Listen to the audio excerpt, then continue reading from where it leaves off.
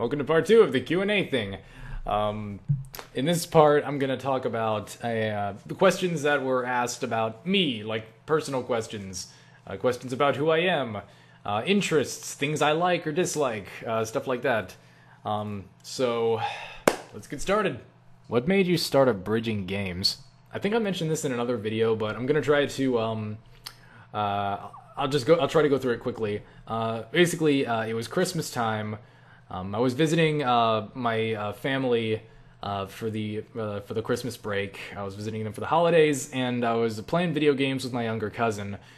He had just gotten a copy of Twilight Princess, and he was playing the game, and I was just sitting there next to him watching, and he, I wasn't really doing anything because it was his gift, so I was letting him play, and so I was just sitting there, and while he was playing, I started voicing over the characters and making some jokes, during the cutscenes and stuff, and I made him laugh, and at some point, a few hours into the game, he's like, "Hey, you should do a Zelda abridged series," and I'm like, "What's that?" And he's like, "I'll show you," and he showed me, Adam with Slapdog and a little bit of Little Karibo, and that's pretty much how that started, and I guess the rest is history. Very insignificant part of history, but history nonetheless. So that's how it came about. Me doing silly voices to entertain my younger cousin. What was it like getting drunk for the first time? Now, when you say the first time, are you referring to like the day I turned 21 or something? Are you talking about like after my 21st birthday? I was like, "Hey, I'm gonna get drunk now," and I'm gonna wake up with a hangover, and I left that little silly comment on Powerpuff channel. That was not the first time I've been drunk. Maybe that's not what you meant. Sorry. But yeah, I think the first time I got drunk, I went to a house party. I don't get drunk often, but I have been drunk a few times. I think it was like, I was either 18 or 19. And so they invited me to some house parties. I didn't know the people there, but I knew somebody who knew those people, and they're like, "Come on, it'll be fun." I'm like, "Okay." And yeah, apparently these people like brewed their own beer, so the beer didn't taste terrible like most beer does. Like the only alcohol I can stomach is like white wine. That's it. That's like the only thing I've developed a taste for. None of the hard stuff. I'm not much of a partier. I think I had about 4 or 5 drinks. 4 or 5 beers. I don't recall anything substantial about that event. I mean, I'm very much a lightweight, so it doesn't take much to get me drunk. But maybe I just haven't been drunk enough or whatever. But the few times, like maybe 6 times I've been drunk, I think the most overwhelming sensation I can recall is I don't give a fuck about nothing.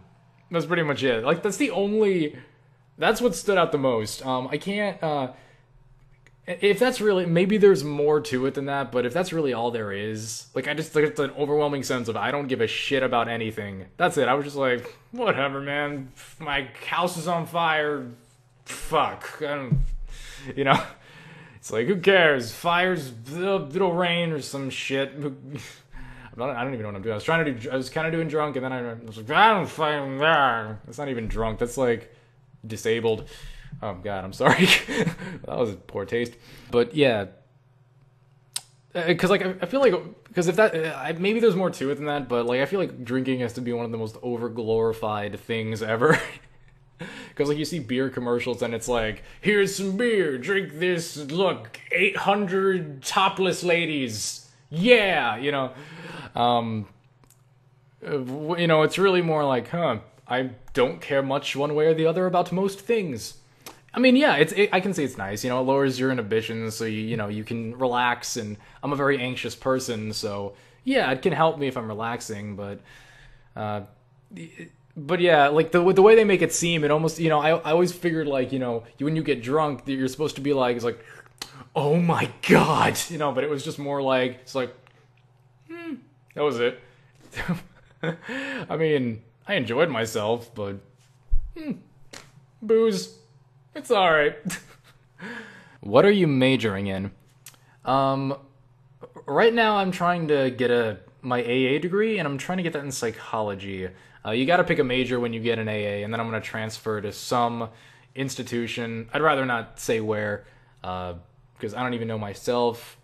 I know I mentioned a while back I was going to some other college for a while. That didn't end up working out, so I came back home, and now I'm at a community college trying to get my AA, so I can get all the major, like the required courses out of the way, and then I can focus specifically on. Then I can go to transfer to another college and focus on something I actually want to focus on. But right now it's psychology. I don't know if I want to get a career in psychology. I guess I can always change my major at some point, or I can change what direction I want to go in. But I think it's like mostly because I guess it interests me. I like that it's sort of like there's a scientific aspect to it. You do have to understand, the way the brain functions. There are certain health, there's a medical aspect to it, but there's also that degree of subjectivity where you do have to also use your judgment, because there's some things that aren't completely objective. So yeah, it's like a science with a dose of subjectivity and room for analysis. So that's kind of cool. And you can help people in the process. Also, I think I have a good personality for it. Mostly because I don't see myself as a very judgmental person, and if you're going to like sit in a chair, like if you're going to be a psychologist and you're going to sit in a chair and like look at people and like listen to people tell you about their problems, you don't want to be the kind of person who's like, fucking asshole, this guy, what an idiot, it's really hard to shock me. Like I feel like I'm so desensitized to stuff. You would have to do a lot to shock me. Like if for example, like if some person like if I had a patient and they're like, I have sexual fantasies about fucking trees, and rather than be like, die, you creep, like even I wouldn't be the guy who's like after that appointment's like, oh yes, I understand. Let's talk about that. And then after that appointment, I'd be at the water cooler with like the other psychologists. I guess like that's where psychologists hang out, at the water cooler, and like I'd just be talking with them like, fucking that guy, fucking trees, what a weirdo, huh? And then it pans over to the guy who I was just in the therapy session with, looking through a window like, I trusted you. I wouldn't do that to somebody. I try to work with them and help them through whatever issues they're having. I think the only people I'd have trouble dealing with would be people with some kind of personality disorder, like, sociopathy or psychopathy. Mostly because I just have so much, if you're actually hurting people for your own amusement, if you have no degree of empathy for other human beings, I have so much trouble tolerating that. But I'd have to work with those kinds of people anyways. But aside from that, I'm not too judgmental. So maybe I feel like I have the personality for it, and I'm interested in the subject itself. I don't know if I want to actually get into it, but it's a direction for me to go in right now. So, all right, that covers that. Do you practice your voices often? If so, when? I basically talk to myself like a crazy homeless person when no one's around. I'll just be like this for no reason. I'll just be getting a bowl of cereal or something. Like the house is empty, I'll just be getting a bowl of cereal and it's like, hey kids, look at all the fucking cereal. I don't know. You gotta practice somehow. If you don't want to be insane like me, you can join the drama club. I did that in high school. That's a good way to practice without coming across as totally batshit crazy. But yeah, you gotta practice somehow. If you don't practice doing voices, you'll never get better at it. So that's what I do. I talk to myself like a crazy person. Who is your biggest rival in the abridged community? I don't think I really have a rival, I'm not really a very competitive person, so I don't like, I'm gonna be better than that guy, believe it! I'm not that kind of person. I'm not striving to be better than most people or certain people. Not that competitiveness can be a very, motivating trait, but yeah, I'm more of the kind of person that aspires to be like certain people. Like, I admire certain people, and I try to be like them, and I look up to them rather than like, I want to be better than this guy. I guess Tobberpaw, but we're friends, so I'm not trying to compete with him either. But, I mean, I guess in the sense that I think his Twilight Princess series topped mine, but only because I didn't know what I was doing when I made my Twilight Princess series. So, yeah, I'm not very competitive. I I'm just doing this for fun because it amuses me and it amuses the people who watch it. So, you know, so sorry, no rivals as far as I can tell. But yep. Have you ever been to conventions, and would you ever be a guest of one? No, I have never been to a convention before, and I'd be interested in going, mostly for the merchandise, not so much for... I'm not a fan of cosplaying, I don't really get it. Well, it's not that I don't get it, I think it's kind of cool that people... I think it's really admirable that some people will go to the, like... that some people love something so much they'll dress up as their favorite characters. I don't frown on that or anything. I think that's really... that shows a lot of enthusiasm. That's cool.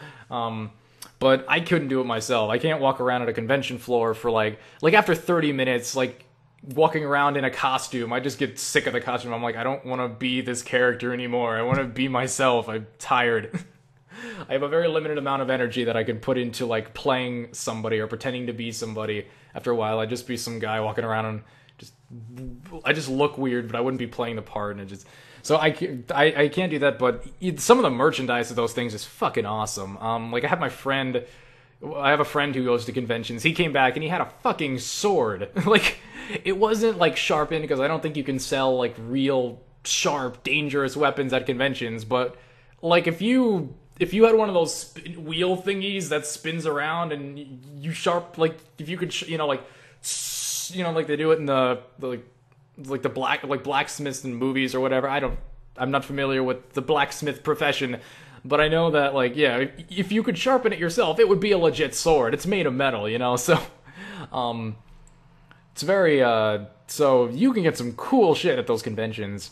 So I'd be interested in going to one, but I don't know what I'd go to, and I know that's expensive, so I haven't thought of it. As for being a guest, shit, that would be flattering as fuck, but I don't think I have enough. I mean, as of now, I don't have that many followers, so, you know, if 9,000 people, like, well, almost 9,000 people, it's not there yet, but it's pretty close, and or as of the time I'm recording this video, but, like, yeah, if somebody wanted me, that'd be awesome. I don't know what I'd do. Probably just a Q&A panel. Hell, I'd probably say I'd want to do it, but then I'd just cancel the thing because I'd be too scared to walk out in front of people and, like, talk about myself. I'm like, I don't but, I don't know what I'd do. But even so, with only 9,000 followers, that's not a lot of people to go around. So, like, of those 9,000 people, only a small percentage would even go to a convention. So... I'd have like 2 people show up. I don't know what I'd do. I guess if I... So, I don't think I have enough followers to fill a room full of people, but that'd be flattering as hell, though, if people wanted me as a guest, but I think you have to tell people to do that, and... Yeah, I don't know. That'd be, again, flattering as hell, but I doubt... I don't have a large enough fan base to actually do something like that. Next question. Are you familiar with Brain Scratch Commentaries and Some Call Me Johnny? It's weird that you brought this up because I've actually been watching this guy's reviews recently, but I've given no indication in like my activity or my feed that I'm doing anything like that. I haven't favored any of his videos yet or subscribed to him yet. I've just sort of been checking him out or checking out his reviews, and I was thinking of subscribing, but that's weird. So I guess the timing on this question was interesting. Yes, I have been. As far as like his review, I guess like in terms of my thoughts on his reviews, his vocal delivery is a little bit like rushed sometimes, but his reviews themselves are very good. Like his Metroid Other M review, he pretty much summed up my thoughts on that game almost exactly. He gets those reviews out too quickly. Like these are long. Some of these reviews are like an hour long. Like his Sonic 06 review is like an hour long, and goddamn, that thing was. But it was cool. I admire the effort he was, like, genuinely, like, you can tell he puts a lot of work into them, and he really does his research, he really, just a second, let me check. Sorry, I lost my train of, I trailed off for a second, and I lost my train of thought, but, I really admire, he does put a lot of effort into him. Interestingly enough, I actually discovered him through a guy called The Great Clement, who is, like, a Let's Player, who did this fantastic, I would call it, like, a Noah Antweiler, aka Spoonie-style review. I don't know if it was inspired by Spoonie. I don't know if he's aware of Spoonie, but it reminded me kind of Spoonie. But he did this wonderful review. It's like this multi-part, like 7-part review of Sonic 06, and it's absolutely, it's fucking magnificent. I think I like the Great Clement's persona a bit more than Johnny's, but Johnny's reviews are more professional, like in how they're made, and so yeah, those are two people I really like on YouTube. So weird timing on the question, interesting timing, but yeah, yes, the answer is yes. I think they're both very good. I think that guy in particular does very professional reviews. What shows do you like? Other than MLP, obviously. I think I'm going to dedicate an entire video just to that show, or the questions about it, because I know I have some bronies in my fan base, so I'll just ignore MLP for a bit. But let's, what else? Huge fan of Futurama, more so than The Simpsons, mostly because I didn't grow up with The Simpsons when it was in its prime. So I didn't watch it while it was apparently, like, you know, it's gotten a bit stale recently, or at least that's what people say. But Futurama, love that show. South Park. There was a show from way back in the day that called Dr. Katz, which was like, basically it was some really cheaply animated show, and it was kind of done on a low budget, but it has like John Benjamin in it. It's basically about a psychologist or a therapist. I don't remember whether he had a doctor. Oh yeah, Dr. Katz. So he's a therapist, and he basically does therapy for like stand-up comedians, and it's basically the comedians doing their stand-up routine in therapy while he's just sitting there going, yes, that's very interesting. Tell me more about it. You know, it's really funny. It's very dry, kind of dry humor though, aside from the stand-up routines, but it's like the characters in that are so genuine. What else do I like? If you're about cartoons growing up, Ed, Edd n Eddy was probably my favorite cartoon as a kid. The slapstick in that show was wonderful. I wasn't as much a fan of the final seasons of that show when they were going to school. I did, you know, I don't know. I wasn't too much of a fan of the last couple seasons, but I really did love that show, and I still watched it all the way to the end. I still watched almost every episode. Again, minus some episodes from the last couple of seasons, but love that cartoon to death. Pretty much every Hanna-Barbera cartoon, every cartoon during the 90s, you know, Dexter's Lab, Courage the Cowardly Dog, all that stuff. Huge impact on my childhood.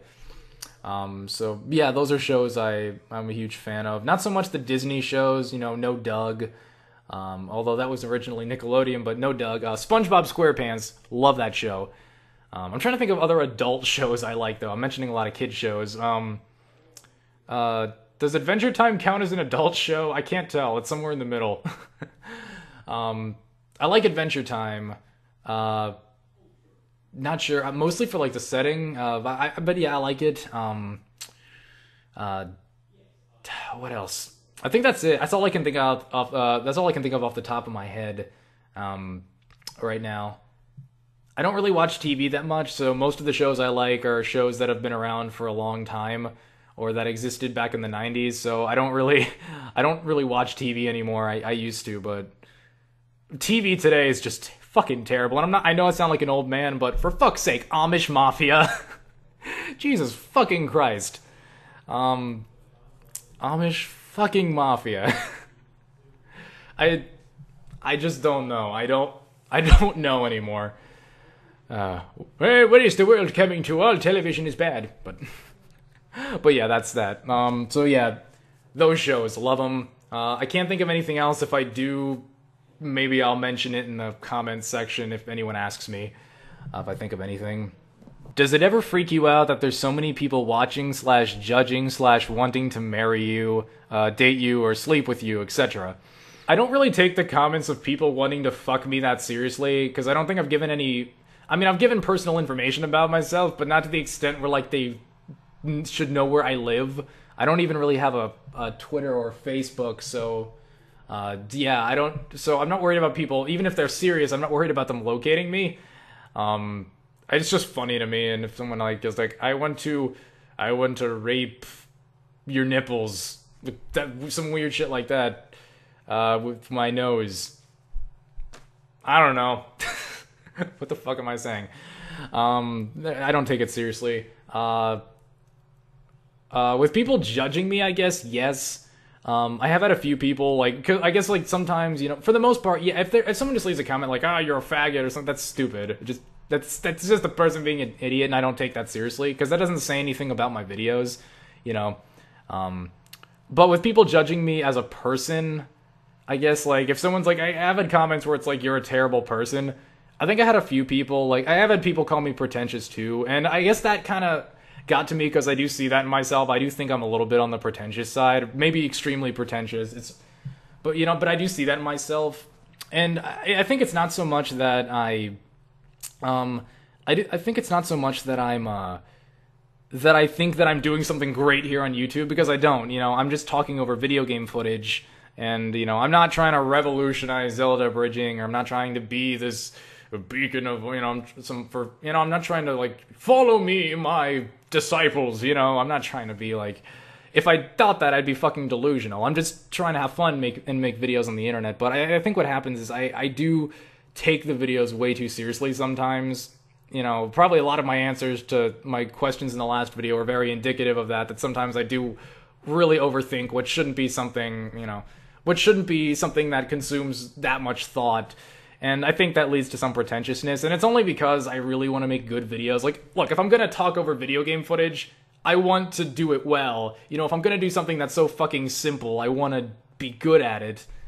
I want to talk, it's like I want to talk over video. If I'm going to do that, I want to make them good quality videos. So I guess, but maybe sometimes I take it too seriously, and that does come across as, and I do exhibit some pretentiousness. I don't want to be that. I want to work on that. I'm trying to be better. I'm trying to catch myself when I behave like that. Maybe I'm doing it right now.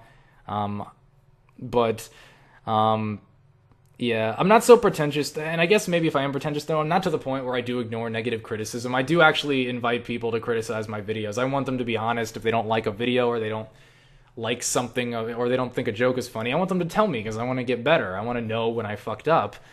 So I'm not so pretentious that I'll ignore criticism, but it's still something I need to work on. So I guess, yeah, I do get worried about people judging me as an individual, because, I just want to make videos and not have people judge me. But I guess when you say, people are going to judge the fuck out of me now that I've, like, made these videos, so, but I'm prepared to deal with that. You get used to, like, people saying shit about you, over the internet. And again, it's not, most of the feedback I get is very positive, and, I'm making it sound like people are saying I'm terrible. No, most people don't. I've had some people, like, repeatedly, leave negative comments, but most people seem to like my videos, and they like me, and you know what, that's really cool, so thank you. But yep, that's how I deal with that. What is your superpower of choice? The ability to manipulate and control time. I mean, like essentially what I mean is like the dagger, like the dagger of time from Prince of Persia, except not limited, and you can pretty much use it as long as you want to, and basically, I'm a fucking time lord, essentially.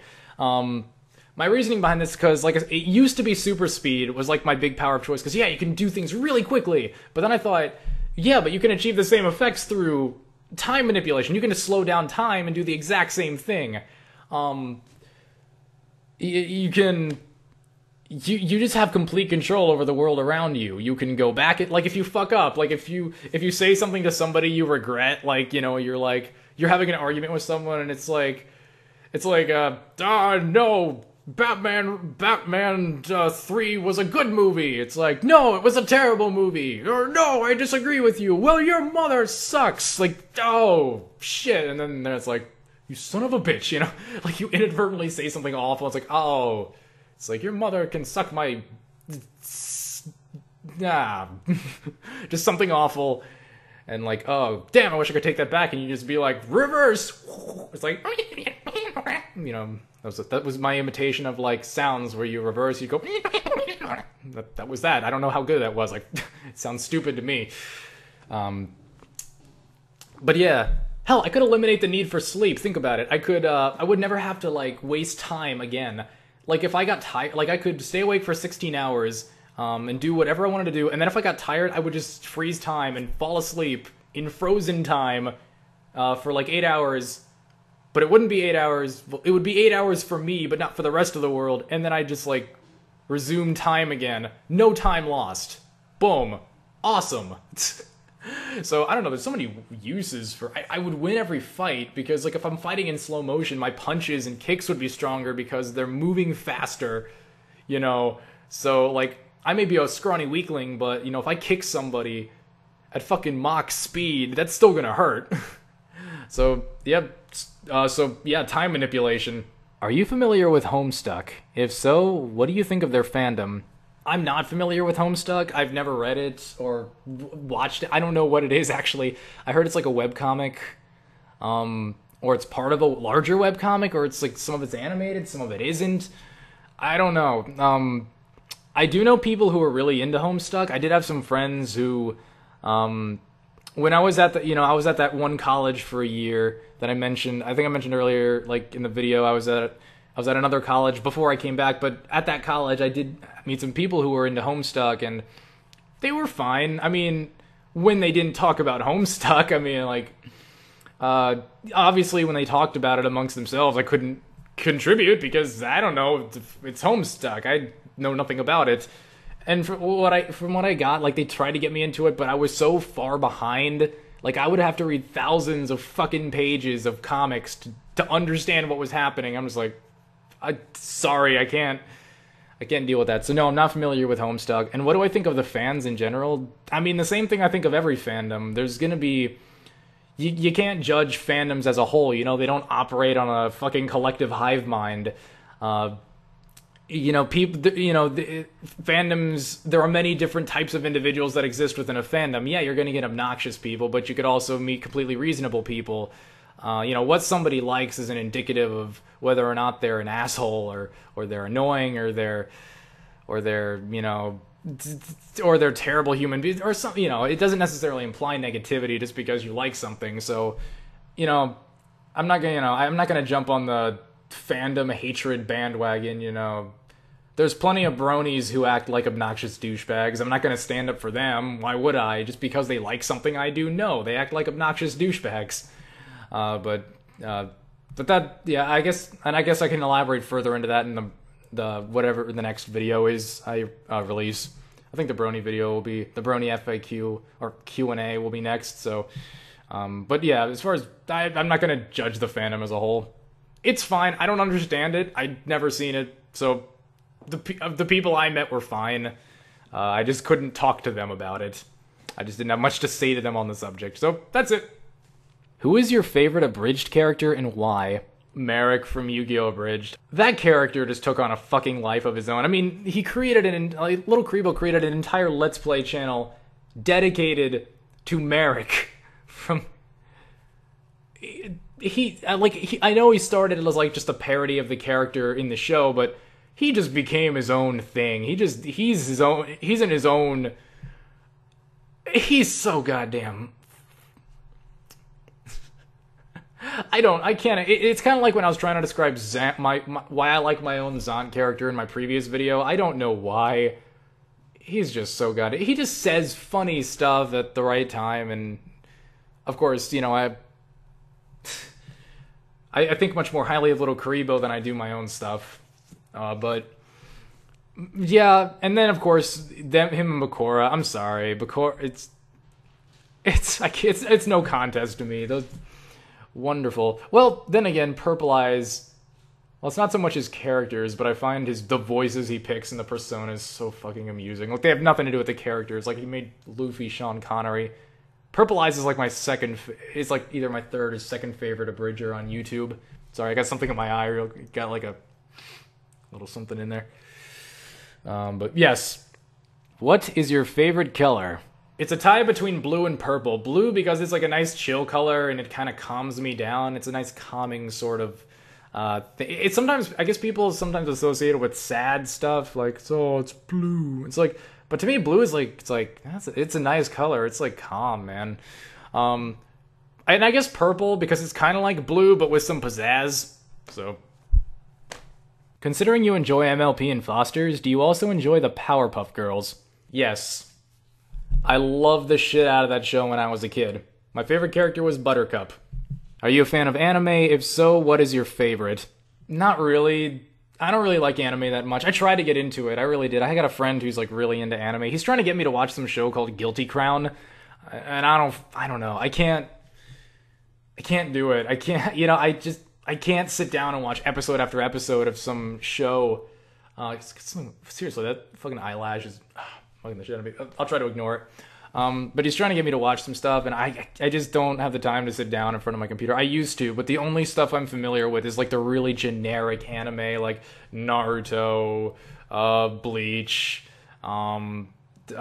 Dragon Ball Z, and I never finished any of those cartoons. The closest I came to finishing was Dragon Ball Z, but those shows went on for so many episodes. I despise Naruto with a passion because of what it became.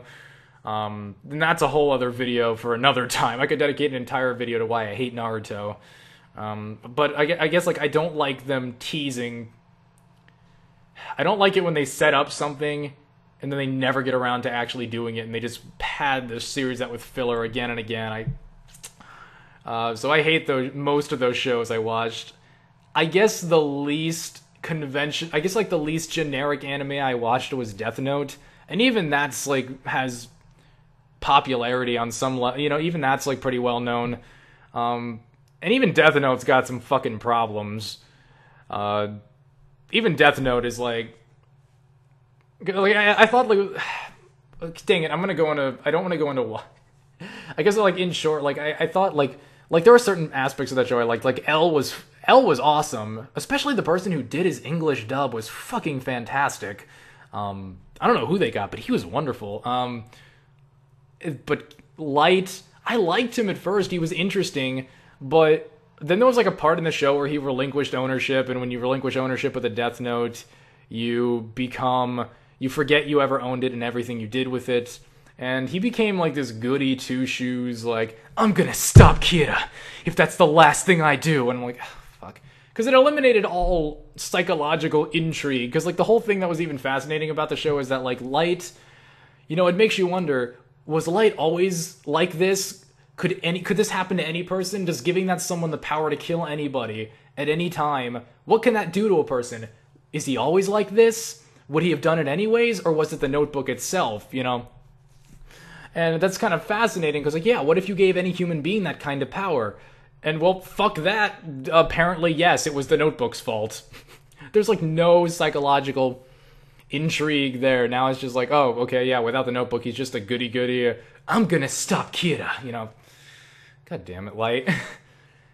I liked, again, stuff I liked about it, but so, yeah, not a fan of most anime, and the anime I have watched has left a lot to be desired.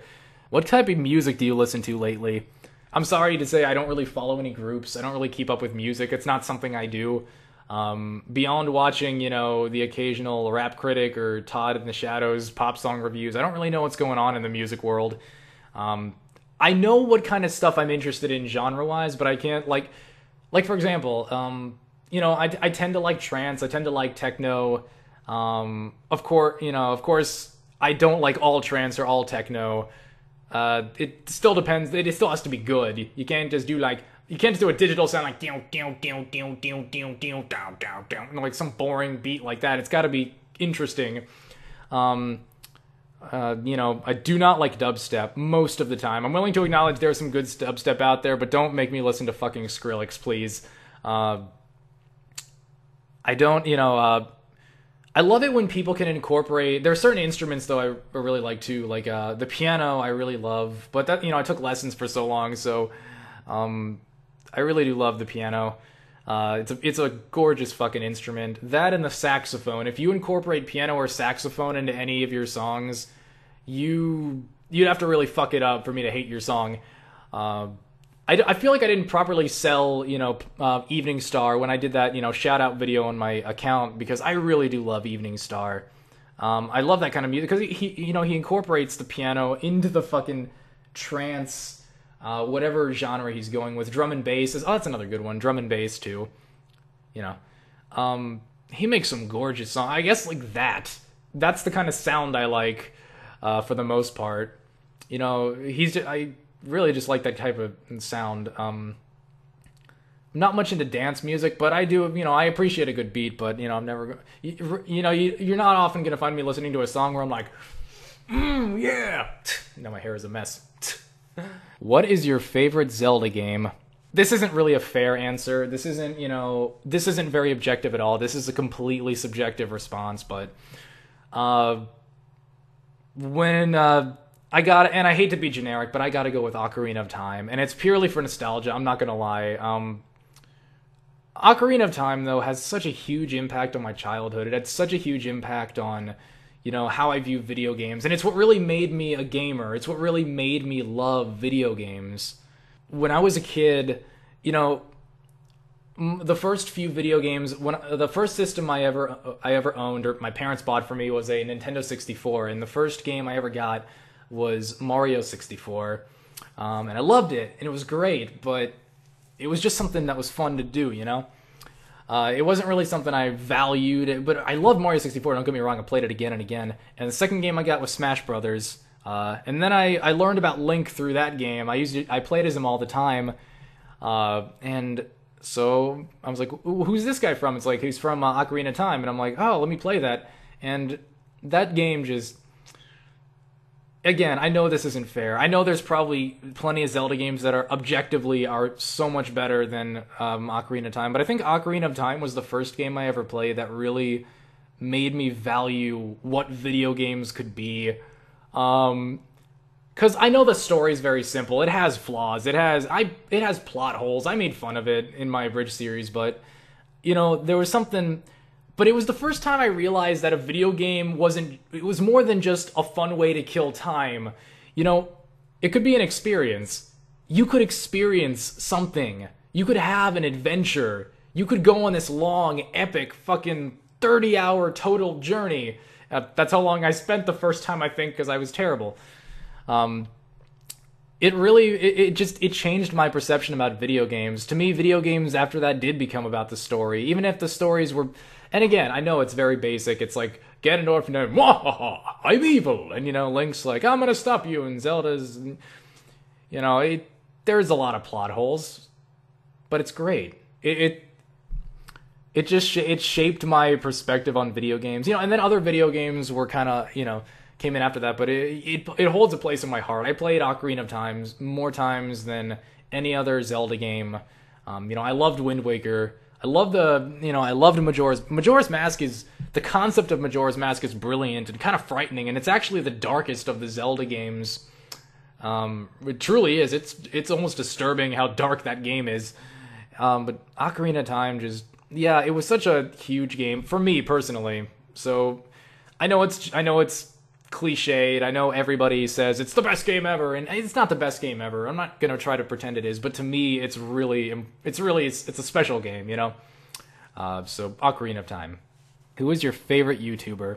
No question, Egoraptor, hands down. My favorite person on YouTube. I guess I might have to. I apologize if I fanboy a little bit during the process of this, but I'm trying to explain it's hard to explain. I originally discovered Egoraptor when I was doing a cartoon. I was a fan of Newgrounds.com. I haven't been there in a while because most of the people I follow, like Harry Partridge, Chris O'Neill, Hot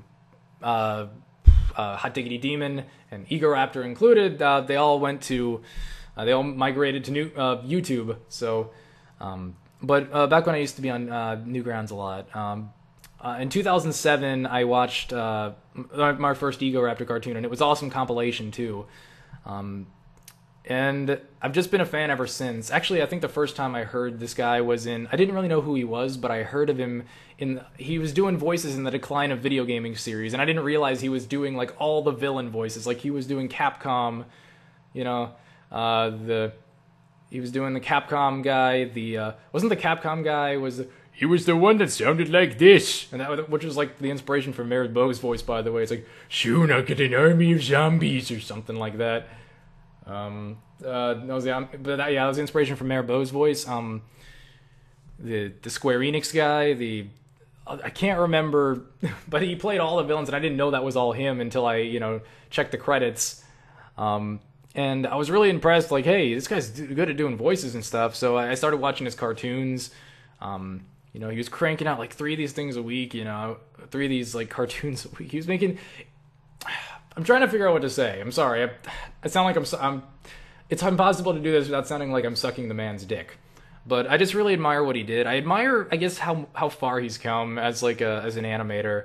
Because he essentially started out making these like really fast-paced, admittedly cheaply animated and poorly drawn little cartoons. And I know, like, to an extent they were intentionally drawn that way. But he was so funny, and he was so talented. And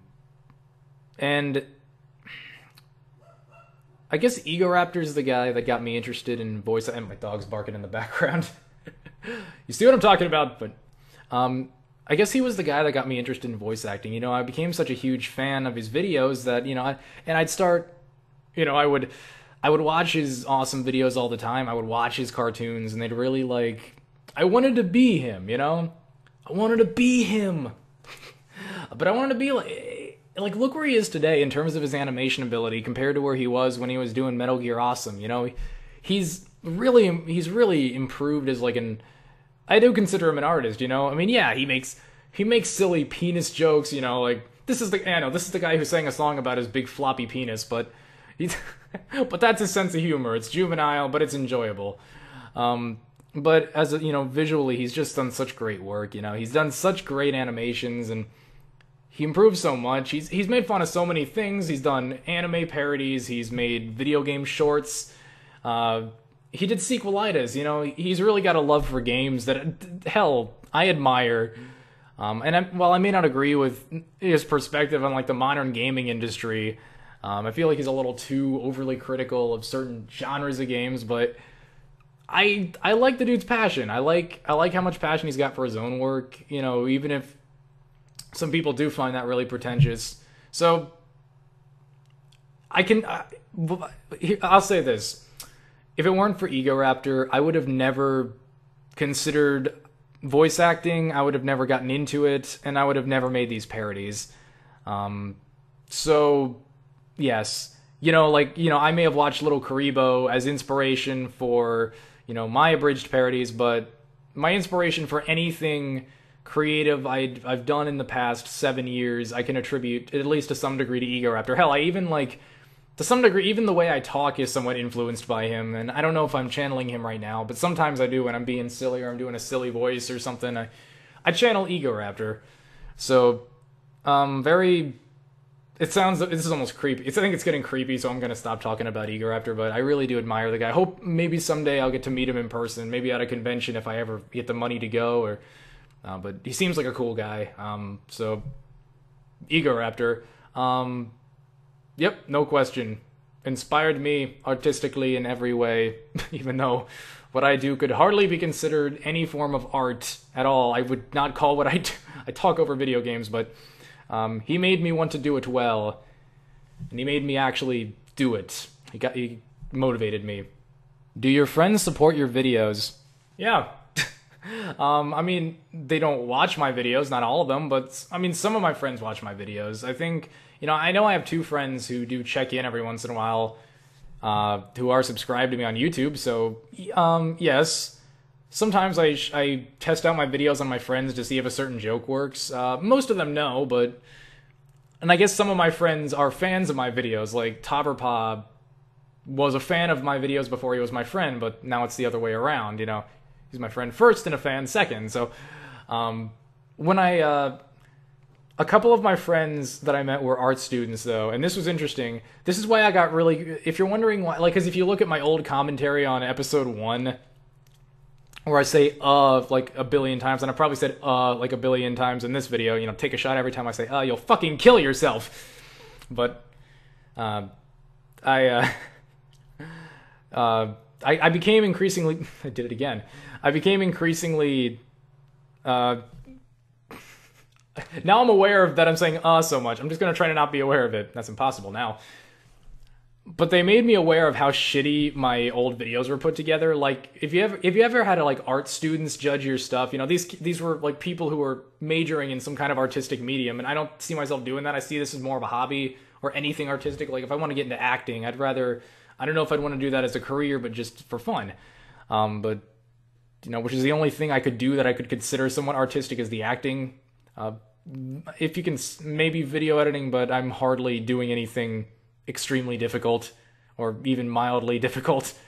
But Yeah, they kind of tore into my Twilight Princess series. I'm like, hey, I have YouTube videos, and they're like, yeah, let me check it out. And then they came back to me and like, what the fuck was that? And I'm like, I'm sorry. Now, for the most part, they liked my Ocarina of Time, but yeah, my Twilight Princess, they ripped into it, and I sort of agree with them, though, looking back. But yes, for the most part, all of them do. All of them support my videos. Some of them don't know about them, and most of them don't watch them, and a few watch them. That's it. What's my favorite video game / video game series? Half-Life 2. No question. Fantastic game. I do like first-person shooter games. I do think the market is oversaturated with them.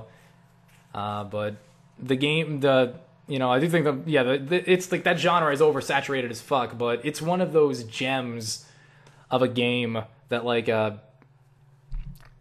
like how it's just one long transition from start to finish. I love the character Alex Vance. I absolutely adore I like what it's weird. Alex Vance is like one of those characters, they designed her to be like the perfect female sidekick without her coming across as a fucking robot. That's so, because usually when you try to make someone the perfect like sidekick character, it backfires because you're trying to achieve something that can't be achieved, rather than just creating an interesting character. But it seems like that's what they were going for, at least if their commentaries or anything to go by, and they succeeded. So it was one of those rare instances where that worked. So yeah, Half-Life 2, I like how it's just one long, no cutscenes. It's just you're constantly in control of your character most of the time. If I were to pick a series, though, maybe Metroid, other than Metroid Other M. The Metroid series has been very consistently strong. Even when they rebooted it as a first-person shooter with Metroid Prime, and I love Metroid Prime. I adore Metroid Prime. But the Metroid series, Super Metroid is easily my favorite, but just because like the games are so consistently good. I don't know. I'm starting to ramble. But yeah, Metroid series, Half-Life series. As far as other game series, I would say Prince of Persia if it weren't for the Sands of Time trilogy, if it weren't for that fucking... I don't know if I say I like the series. I like Sands of Time. I like the combat in Warrior Within. But goddamn, they fucked everything else. And then the third game is just... meh. What is your favorite food? Corn dogs. No question. Yeah, best. Corn dogs. What is your favorite mask from Majora's Mask? I gotta go with the stone mask. And I think I made fun of this already in the Mask Chronicles video, but the funniest fucking thing, it's the funniest goddamn thing. And here's something I didn't realize when I was editing the video. I didn't realize this because my memory was a little bit unclear on the subject, or unclear on the whole thing, But when you put on the stone mask and you run through Gerudo's fortress, the Gerudo females, you're not invisible to them. They can actually see you, but they don't attack you and arrest you and toss you out. But, if you run by a Gerudo female, they don't just, pretend, they don't just look like you're not there. They're not just, looking over here and then you run by them, you run on by and they're still looking over there. No, they actually follow you. They're actually, they're basically, what the fuck? So, they can see you, but it's like they see you, but they don't know what the fuck to do with you. And I think that's so goddamn funny. It's just you're just this guy with the fucking stone mask walking by, and they're just like, the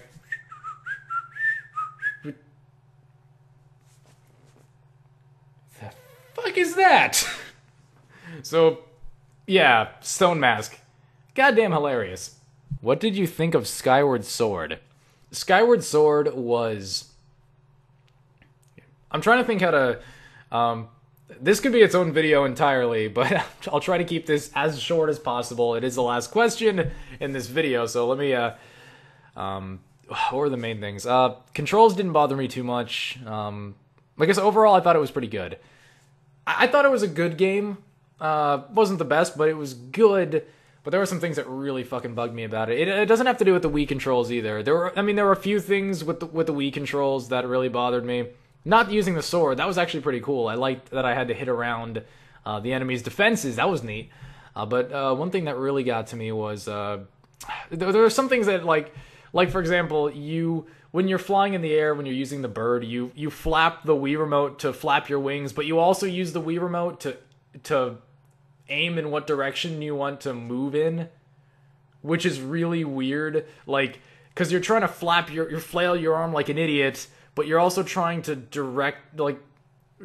aim what direction you want the bird to fly in, so that's a little confusing. I kind of wondered, like, why can't you aim the direction, like, of your bird and flap with the nunchuck or something? That would have made more sense to me. Maybe there's a perfectly logical reason why that wasn't the case. I don't know. So yeah, there were some issues with I could never get the fucking harp to work, or what is it called? Whatever it is. I could never get that fucking thing to work. Like, I could get the rhythm down, but when I had to play, like, a rhythm game, like, you have to, like, when you're in the pumpkin soup place and you have that little mini game where you have to stay in rhythm with the girl, I couldn't do it. I don't know what I was doing wrong. Maybe I just have bad rhythm. Who knows? But I couldn't get that to work. So a few issues with the motion controls, but nothing directly related to, nothing in the main, nothing involving the sword or the shield. That worked fine to me. For the most part, good. The graphical style was kind of an acquired taste for me. But, you know, it was fine. If you're gonna make a Wii game, you might as well make something that's highly stylized like this, so no problem with the graphical style. I like that Zelda was actually, more than just the princess, that she was actually a childhood friend of Link's. I guess it made your quest to save her more personal. Impa's design was really cool. Demise looked really cool. And I'm sorry, I'm talking about designing characters, and that's not even something I specialize in. I just talk over footage. And Fee. Fee is probably the worst thing to ever happen to the Legend of Zelda franchise, ever. And anyone who said that Navi was annoying, fuck you. Fee can... I'm sorry, I don't like Fee. She's the worst. It's like weird. Twilight Princess introduced such a fascinating side character. It introduced such a fascinating companion for Link. You know, Midna was not just, a character who had abilities of her own, but her role was crucial to the plot. She wasn't just, stapled to you. You don't just drag her around like a ball and chain, except in that one scene where you have to drag her around because she's about to die. But, they introduce such an interesting side character in the game, and then they follow it up with Fee. They follow it up with a fucking calculator with the voice box. Like, she's a robot. She's a fucking... So, not only does she have no personality of her own, she's just essentially a computer that gives you fucking statistics. She tells you shit that you could easily figure out on your own. She tells you, like, here's the thing. Navi was annoying because she always said, like, hey, listen. Yes, that was annoying, but at least she didn't literally grind the game to a fucking halt to tell you something you already know. Like, Fee literally will interrupt the game, force you to listen to her. At least Navi said, hey, listen, and you didn't have to listen to her. Except maybe, like, 4 times. Like, whenever there's, like, wall masters on the ceiling or something in the Spirit Temple, and the one time you have to, like, open a door and climb a vine or something, and then, yeah, she interrupts the game to tell you something, but Fee does that constantly, and it bugs the shit out of me. Like, I enter a new area of the game, it's like, yeah, I'm ready to play. Oh, Fee has something to say. Okay, what's that? You have to go forward? Oh, thank you, Fee. Fucking thank you. I needed that. See, I wouldn't know that I was supposed to go fucking forward if you didn't interrupt the game to tell me that. Like, it's not even like you have to listen to her, and she does this constantly. Like, hey, I'm just gonna walk through this temple. Oh, what's that? You want to show me where the boss key? Oh, yes, I see the fucking boss key. It's over there on the pile of bones on the bottom floor. I don't need to see the fucking boss key. And she was awful. And then, like, they did that thing at the end where you're supposed to feel like she leaves, and you're supposed to feel bad that she's leaving or something. Like, we won't get to talk to each other anymore, Link. Good! Fuck you, Fee! Go to hell! You can die! what did, like you're supposed, I feel like there's supposed to be like a connection you're having with her, but she shows no character growth. She doesn't develop as a character. She doesn't, at least to my knowledge, did I miss something? Did I miss a side mission where she actually grew as a character? Because she wasn't interesting. She was a fucking computer who interrupts the game to give you tutorials, and I had no connection to her whatsoever. She sucked. She's the embodiment, like, if you're familiar with Egoraptor's sequelitis, she is the embodiment of Boop Mega Man, Mega Man. She's that. That is what she is. That is all she does. She's not even interesting. She doesn't even have a personality, so you can't be like, oh, well, at least she's cool. At least she interrupts the game, but she's a cool character. No, you don't even have that. There's nothing about her that's good. At least I didn't find anything about her. And then Demise gets Girahim, who's probably one of my favorite fucking villains in the Legend of Zelda series. And he's to Demise what, I'm sorry, spoilers, but you should have played the game by now, but no, Girahim is to Demise what Fi is to me. So the Force of Darkness gets this amazingly flamboyant son of a bitch. Like, I love Girahim. He's so fucking funny. I love his theme. I love his, I love music in that game. That's another thing. I actually love the music in that game. It's one of the best Zelda soundtracks. Even though I have issues with the, but for fuck's sake, why couldn't I get an interesting, like, side character like it? Why couldn't Girahim be my partner? Fuck, I would have taken anyone over Fi. Why not the fucking little Kikwi thing? Those things are adorable as fuck. Yeah, it wouldn't be very useful, but it's more useful than fucking Fi. It would have done... Fi... Instead, you're attached to a fucking robot calculator. That's it. It just gives you statistical data. It's like there's a probability. It's like... There is no... Like, there's an 85% chance that you're gonna fucking blow your brains out within the next 30 seconds of listening to me talk. But... So yes, I don't like Fi, and that was one of the biggest things that ruined the game for me. Overall, I thought it was good, just... My god, is that the worst female... that is the worst side character in any Zelda game I've ever played. Geez, Xana, tell us how you fucking really feel. But yeah, soundtrack was great. The visual style was an acquired taste for me, but it was fine. I didn't have any problem with the sword controls. Just a few little issues with certain game mechanics that involve the motion controls. The temples themselves were fun. So, yeah, I overall liked the game, but I fucking hated Fi. I wish there was a mode in the game where you could just turn off Fi, where she just doesn't exist, but nope.